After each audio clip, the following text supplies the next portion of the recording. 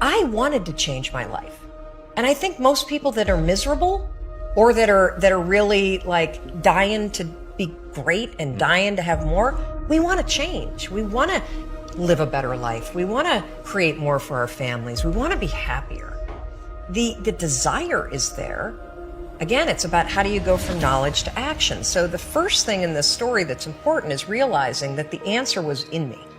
And my mind was telling me, pay attention. It's your job to push yourself. All performance, all improvement in personal performance begins with an improvement in your self-concept. All improvement in personal performance, in what you do on the outside, begins with an improvement in your self-concept, in your beliefs about yourself. When you change your beliefs about yourself on the inside, you change the reality of your life on the outside. When you first say these new affirmations, they won't feel real because they're butting up against the existing affirmations that are already hardwired in your brain. So what we have to remind ourselves is the way I got here is through the affirmations that were stated unconsciously. When I was homeless back in the 70s in Dallas and struggling, my affirmations were negations. It's like nothing's working out for me. It's me against the world. I felt totally alone. I was angry. And everything I repeated were affirmations of self-destruction. But I didn't know it. When we introduce new affirmations, we're going to feel like, oh, I'm just lying to myself. Of course you're lying to yourself. You're starting a new self-creation at this very point in time. As you keep repeating it, you'll get more comfortable with it.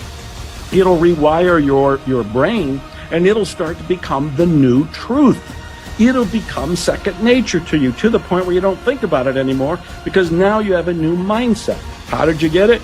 By creating a new habit, the habit of positive affirmations. And so as you begin to look at where you want to go, beginning to embrace that, it's possible. I'm blessed and highly favored. I've got a lot going for me. I got some good stuff in me. And it's possible that I can bring my greatness out here in the universe.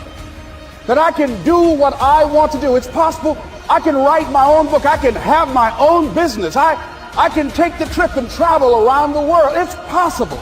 I can bounce back from adversity and reinvent my life. It's possible. Regardless of where I am, the things can get better for me. It's possible.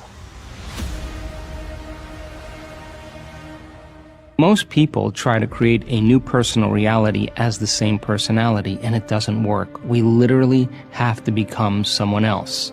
In other words, thoughts are the language of the brain, and feelings are the language of the body. And how you think and how you feel creates a state of being. So most people have experiences in their life that brand them emotionally. They feel fear, they feel anger, they feel bitterness, they feel frustration, they feel insecurity. And those emotions then become part of their identity. So once they think certain thoughts that turn on certain circuits in their brain that are equal to their insecurity, and then they feel insecure. The moment they feel insecure, they think more insecure thoughts, which makes more chemicals for them to feel insecure. And the repetition of that cycle over time conditions the body to subconsciously become the mind of insecurity. So then the person says, I am insecure. And whenever you say, I am anything, you're commanding your mind and body towards a destiny. So then most people's biology is, for the most part, their past. And so if you're not being defined by the vision of the future, some new possibility in your life, you're only left with the old circuitry in your brain and the old emotions of the past. So the question then is, can you believe in a future that you can't see or experience with your senses yet, but you've thought about enough times in your mind that your brain is literally changed to look like the experience has already occurred? Now, the latest research in neuroscience says you can change your brain just by thinking. So then, as you begin to think about a new possibility, and your brain begins to fire in new sequences and new patterns and new combinations, and you begin to plan your behaviors, and you begin to review in your mind, mentally rehearse who you're going to be in your life, The mere action of mental rehearsal begins to install the neurological circuits in your brain. Now your brain is no longer a record of the past. Now it's in fact a map to the future. And if you were then to begin test your capabilities, but also helps you to learn and therefore extend them. It's only when you are at the edge of your ability that you can really test your mettle and see just how much you can depend on yourself. Only ever working inside your comfort zone, or doing just enough to get by, may be easy but is rarely rewarding. And it never allows you to develop into a fully rounded person or realize your full potential. One thing we can take away from our time at school is the way in which we were appraised.